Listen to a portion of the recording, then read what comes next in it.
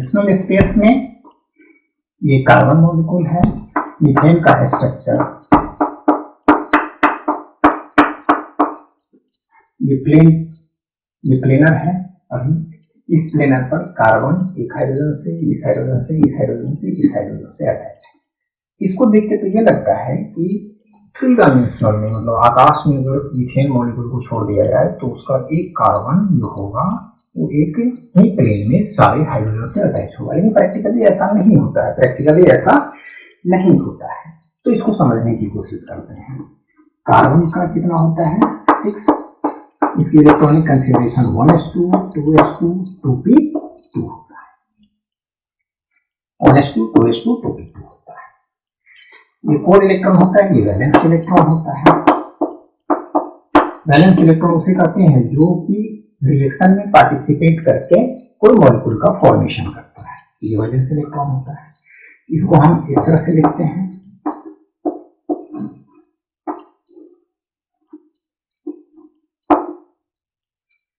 px py pz।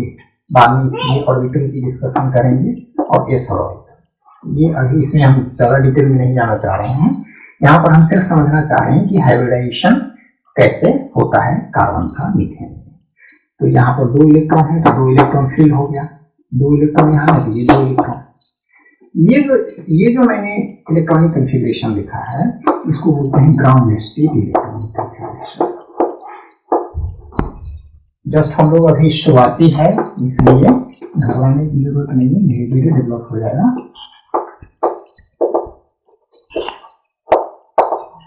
Ground state electronic configuration बोलते हैं। जब ये एक्साइटेड स्टेट में आएगा, जब ये एक्साइटेड स्टेट में जाएगा तो ये इलेक्ट्रॉन क्या होता है, यहां चला जाता है। तो एक्साइटेड स्टेट का कॉन्फ़िगरेशन लिखते हैं।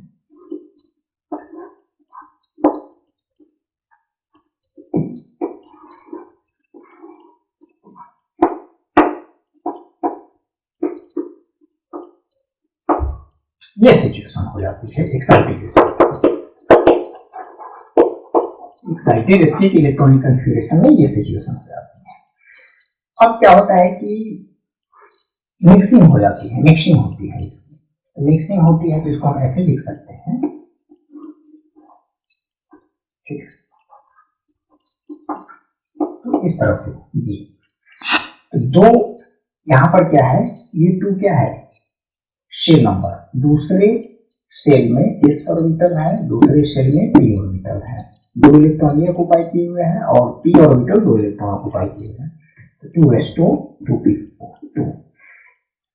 तो p ऑर्बिटल कितने होते हैं, 1 2 3 होते हैं और s ऑर्बिटल 1 होता है।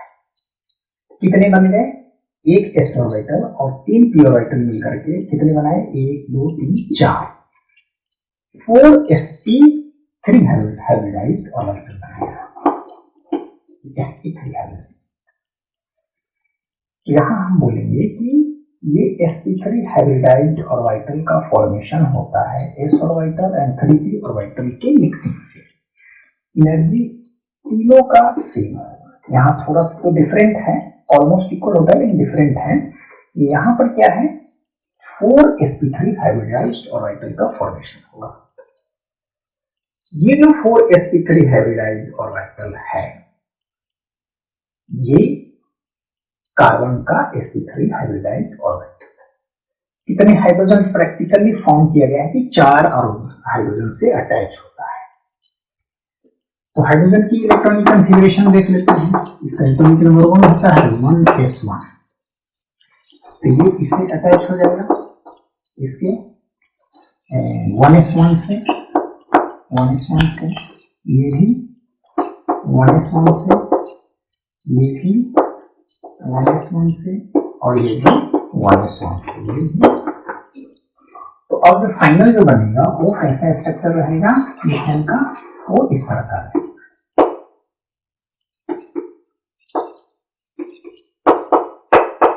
और ये हाइड्रोजन वाला, तो इस तरह से ये बनेगा। तो ये तो हो गया इलेक्ट्रॉनिक कॉन्फ़िगरेशन इसका। अब जब ये 4 ऑर्बिटल बनते हैं तो इसका जो स्ट्रक्चर होता है वो क्या होता है, टेट्राहेड्रल स्ट्रक्चर होता है, टेट्राहेड्रल होता है इसका स्ट्रक्चर।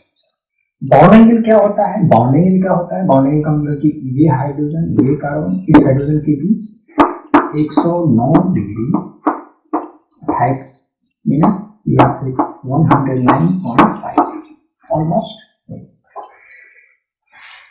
क्योंकि 4 हाइड्रोजन जो होता है वो इक्वल डिस्टेंस पर होता है। ये मैथमेटिकली प्रूव किया गया है, टेट्राहेड्रल नाम है इसका। मैथमेटिकली प्रूव किया गया है कि मैक्सिमम डिस्टेंस बनाए रखना चाहता है हाइड्रोजन। अब टेट्राहेड्रल क्या होता है इसे हम समझने की कोशिश करते हैं।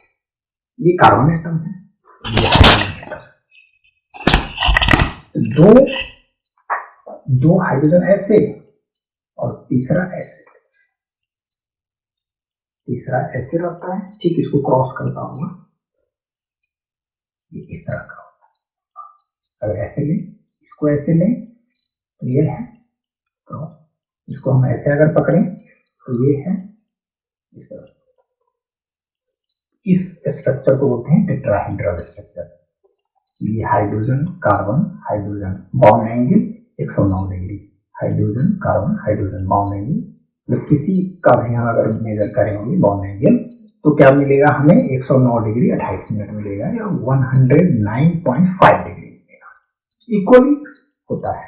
यहाँ पर क्या है, इलेक्ट्रॉन क्लाउड है कार्बन और हाइड्रोजन के बीच में, यहाँ भी क्या है इलेक्ट्रॉन क्लाउड है, यहाँ भी क्या है इलेक्ट्रॉन क्लाउड है कार्बन हाइड्रोजन के बीच में, यहाँ भी क्या है कार्बन हाइड्रोजन के बीच में इलेक्ट्रॉन क्लाउड है, इलेक्ट्रॉन क्लाउड है, इलेक्ट्रॉन क्लाउड, इलेक्ट्रॉन। तो ये इलेक्ट्रॉन क्लाउड इस इलेक्ट्रॉन क्लाउड को रिपेल करेगा। इलेक्ट्रॉन के पास चार्ज क्या होता है, नेगेटिव चार्ज होता है, सेम चार्ज रिपेल करता है, एक दूसरे से दूर भागता है। यहाँ भी इस दोनों को करेगा, ये इसको करेगा, ये भी इसको करेगा, ये भी इसको करेगा, एक दूसरे को करेगा। तो ये रिपल्सन की वजह से एक मैक्सिमम डिस्टेंस, क्योंकि सब कुछ क्या है सेम ही है, एक मैक्सिमम डिस्टेंस पर आ जाता है और that structure is known as tetrahedral structure in 3 dimensional. और इस यहाँ तो लग रहा है कि प्लेन जगह पर होगा, एक कार्बन से मिला 2 4 हो गया, नहीं ऐसी सिचुएशन होती नहीं है। अगर ये प्लेन है इस पर हम रखेंगे तो इसके 5 एटम है ना, एक कार्बन और 4 हाइड्रोजन, तो पांचों एटम किसी एक प्लेन पर सभी के सभी नहीं है, मतलब कि प्लेनर स्ट्रक्चर नहीं है। इसका मतलब प्लेनर स्ट्रक्चर का मतलब होता है कि ये प्लेनर स्ट्रक्चर है, इसको हम अगर इस जगह पर रखते हैं तो ये सारे के सारे एक प्लेन को टच कर रहे हैं, लेकिन इसके कंपोनेंट एटम जो है वो नहीं कर रहे हैं, नहीं कर रहे हैं, 3 ही कर रहे हैं, और वो भी 3 कर रहे हैं, चौथा जो है ये ऊपर उठा हुआ है।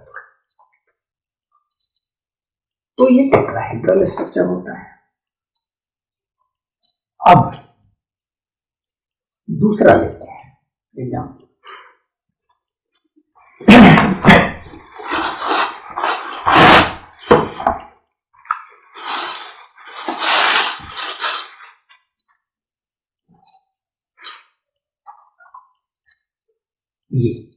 ये क्या है, एक कार्बन एटम दूसरे से अटैच है और 3 हाइड्रोजन यहाँ आपस में रोटेशन भी होगा, ये भी रोटेट करता है, ये भी फिक्स नहीं होता है कुछ, ये रोटेट करते रहता है। तो यहाँ क्या है, ये कार्बन एटम, इसको हम ऐसे लिखते हैं, प्लेन पेपर पर तो ऐसे ही लिखा जाएगा, बाद में फिर हम इसको सीखेंगे वेज रिप्रेजेंटेशन या जो 3 डायमेंशनल जो रिप्रेजेंटेशन है बाद में सीखेंगे। ये प्लेन पर तो वैसे है, प्लेन में है नहीं, इसको भी हम प्लेन पर रखना चाहेंगे तो नहीं आएगा, नहीं आएगा ना, एक प्लेन पर नहीं आएगा इसके सारे कंपोनेंट। ये कार्बन एटम sp3 हाइब्रिडाइज होगा और ये कार्बन एटम sp3 हाइब्रिडाइज होगा, तो ये कार्बन sp3 हाइब्रिडाइज कार्बन के साथ ओवरलैप करके कोवेलेंट बॉन्ड का फॉर्मेशन करेगा। ये कार्बन sp3 हाइब्रिडाइज ऑर्बिटल और इस हाइड्रोजन का 1s ऑर्बिटल के साथ ओवरलैप करके ये सिग्मा बॉन्ड बनाएगा यहाँ पर 3 के साथ और यहाँ पर। तो इसमें क्या है, ये भी sp3, ये भी sp3, ये s orbital, s orbital, s orbital, इस तरह से है। इस कार्बन का क्या होगा स्ट्रक्चर, टेट्राहेड्रल होगा, है ना टेट्राहेड्रल। अगर हम इसको लेते हैं तो ये इस तरह से, ये 2 पकड़े इधर, 2 ऐसे, है ना। ऐसे। फिर इसको भी अगर लेते हैं, दो को इसको लेते हैं, तो ये दोनों और टेट्राहेड्रल क्रॉस, ये टेट्राहेड्रल स्ट्रक्चर है। अब हम क्या करते हैं कि इस हाइड्रोजन को हम हटा देते हैं, इस हाइड्रोजन को हटा दिए और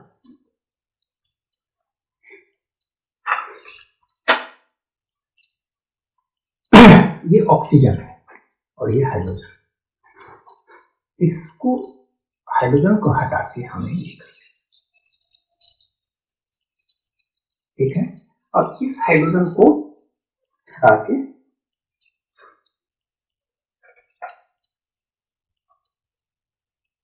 ये मिथाइल ग्रुप है।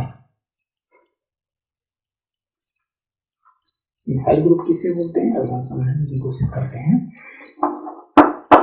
ये हाइड्रोजन है, ये हाइड्रोजन है, ये हाइड्रोजन है, ये हाइड्रोजन है।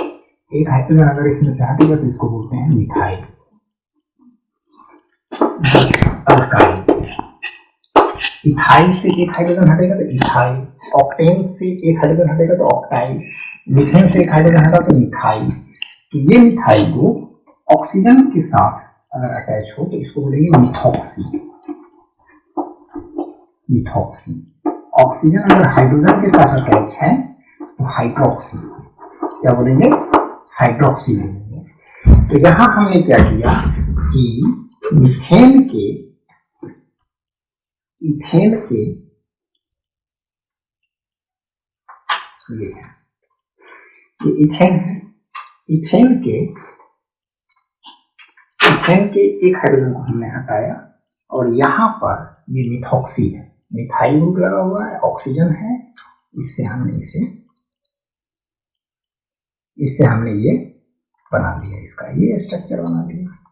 जब हम ये स्ट्रक्चर इसका बना लिए इथेन का, तो क्या हो रहा है यहाँ पर क्या हो रहा है, ऑक्सीजन अब बीच में आ गया, दो कार्बन के बीच में ऑक्सीजन आ गया है, दो कार्बन के बीच में ऑक्सीजन, इधर इथाइल है, इधर मिथाइल है।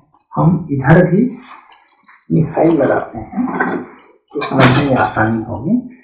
इधर मिथाइल है, इधर मिथाइल है, ये sp3 हाइब्रिडाइल है, ये भी कार्बन sp3 हाइब्रिडाइल है, टेट्राहेड्रल है, ये टेट्राहेड्रल है। ऑक्सीजन का क्या है, ये H2O मॉलिक्यूल है, hydrogen hydrogen oxygen H2O molecule. इसकी हाइब्रिडाइजेशन क्या होती है, इसकी हाइब्रिडाइजेशन क्या होती है, इस ऑक्सीजन की जो हाइब्रिडाइजेशन है वो हम कोशिश करते हैं यहाँ पर समझने की। ऑक्सीजन का इलेक्ट्रॉनिक कन्फिग्रेशन देखते हैं, 1s2 2s2 2p4 2p4। अब इसका हम ये वैलेंस शेल का है, दो इलेक्ट्रॉन है, 4 इलेक्ट्रॉन, ये 4 इलेक्ट्रॉन है। तो ये जब एक्साइटेड स्टेट में जाता है तो क्या सिचुएशन होती है, यहाँ पर इलेक्ट्रॉन आ जाता है। तो एक्साइटेड स्टेट में ये सिचुएशन है, ग्राउंड स्टेट, इसको हम GS बोलते हैं, इसको हम एक्साइटेड स्टेट बोल रहे हैं। एक इलेक्ट्रॉन यहाँ है, 3 यहाँ पर है, ये यहाँ आ गया, ये 3 तो मैंने पहले भर दिया, यहाँ वाला एक इलेक्ट्रॉन यहाँ, ये सिचुएशन है एक्साइटेड स्टेट में।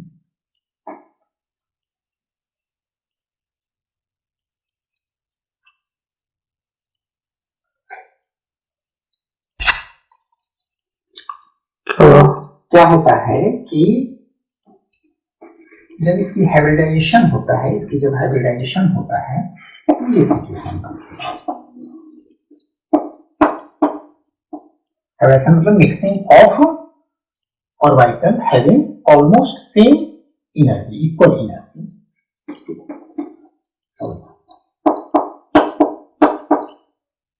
कितने इलेक्ट्रॉन है, 2 2 4 2 6 इलेक्ट्रॉन है, 6 इलेक्ट्रॉन आ गया।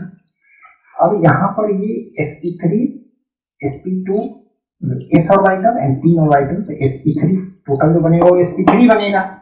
और ये sp3 कितने होंगे, तो 3 ऑर्बिटल पार्टिसिपेट किए यहाँ, ये 4, तो 4 sp3 हाइब्रिडाइज्ड ऑर्बिटल बनेगा, 4 sp3 हाइब्रिडाइज्ड ऑर्बिटल बनेगा, हैविंग इक्वल एनर्जी।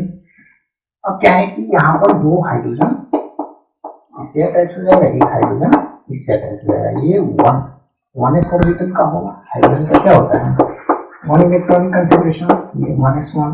तो s ऑर्बिटल इससे, s ऑर्बिटल इससे ओवरलैप करेगा। मतलब कार्बन का और हाइड्रोजन का यहाँ, ये जो दो लोन पेयर ऑफ इलेक्ट्रॉन, ये जो दो इलेक्ट्रॉन है वो बॉन्डिंग में पार्टिसिपेट नहीं कर रहा है, तो इसको लोन पेयर ऑफ इलेक्ट्रॉन बोलते हैं, लोन पेयर ऑफ। अब हम यहाँ पर स्ट्रक्चर देखेंगे, यहाँ पर है इलेक्ट्रॉन, ये ऑर्बिटल खाली पड़ा हुआ है, जिसमें कि ऑर्बिटल के लोब में ये ऑक्सीजन अगर है, दो इलेक्ट्रॉन पड़ा हुआ, और यहाँ ये हाइड्रोजन, ऐसे वो हमें करेगा, यहाँ ये खाली रहेगा, लोन पेयर, इसको बोलते हैं लोन पेयर। कितने हैं, तो 2 lone pair of electron. Situation किस तरह की है, सिचुएशन ठीक इसी तरह की है। यहाँ पर हाइड्रोजन अटैच है, ये हाइड्रोजन यहाँ से हटा हुआ है ऑक्सीजन के केस, है ना, लेकिन इलेक्ट्रॉन तो अवेलेबल है ना, इलेक्ट्रॉन तो अवेलेबल है, दो इलेक्ट्रॉन, तो ये टेट्राहेड्रल स्ट्रक्चर होता है, V शेप बन जाता है, V शेप बन जाता है, ये इस तरह का है क्या टेट्राहेड्रल। जब हम इस मॉलिक्यूल को देखते हैं, तो 109 डिग्री का एंगल है, 109 डिग्री का एंगल है, 109 डिग्री का एंगल है इसके बीच। लेकिन इसमें क्या है, ये जो दो लोन पेयर ऑफ इलेक्ट्रॉन है वो इसको नीचे की ओर मूव कराएगा, मतलब V शेप तो है ही ये, तो ये 109 होना चाहिए क्योंकि टेट्राहेड्रल है, ऐसा होता नहीं, 104.5 पर चला गया, इसको मूव देता है, इसकी वजह से यहाँ पर जो है। अब हमने ये समझने की कोशिश किया कि because of lone pair of electron present in oxygen atom, तो वाटर के केस में दो हाइड्रोजन को रिपेल करा करके बॉन्ड एंगल को कम करा देता है।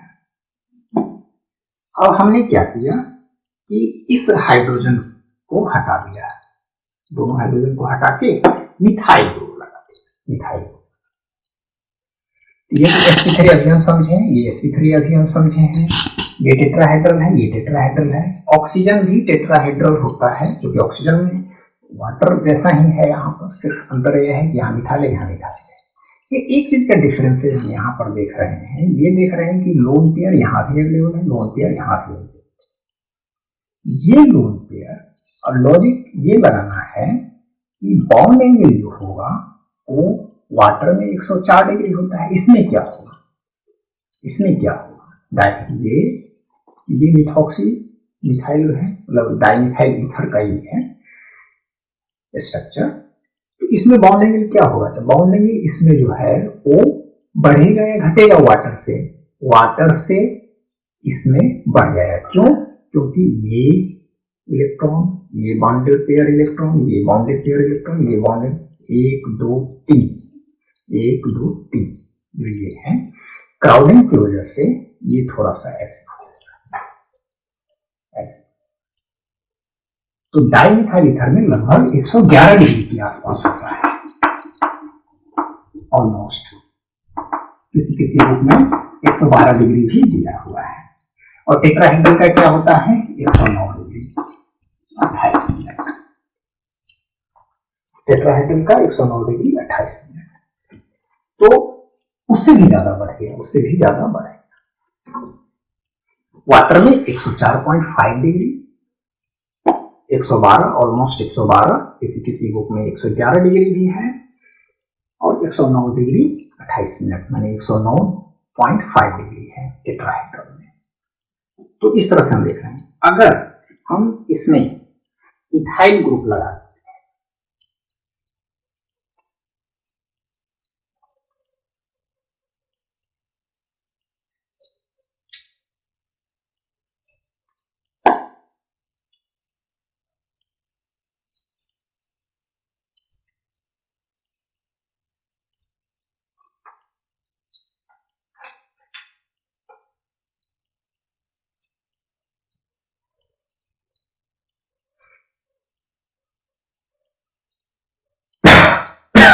अगर हम इसमें इथाइल ग्रुप लगा देते हैं दोनों साइड से, इस ऑक्सीजन के दोनों साइड से, तो लॉजिकली क्या होगा, मिथाइल ग्रुप में 111 हो गया है, वाटर मॉलिक्यूल में 104.5 because of lone pair electron, lone pair अभी भी यहाँ पर है।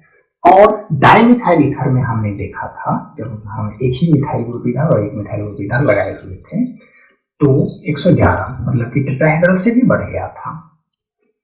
इसमें क्या होगा, बस अंतर इतना ही है वाटर मॉलिक्यूल में कि यहाँ पर हम इथाइल ग्रुप लगा दिए हैं हाइड्रोजन को हटा के, इधर हम हाइड्रोजन को हटा के इथाइल ग्रुप लगा दिए हैं। तो यहाँ हम ये देख रहे हैं कि सबसे नजदीक जो है ना, इसको हम ऐसे समझें,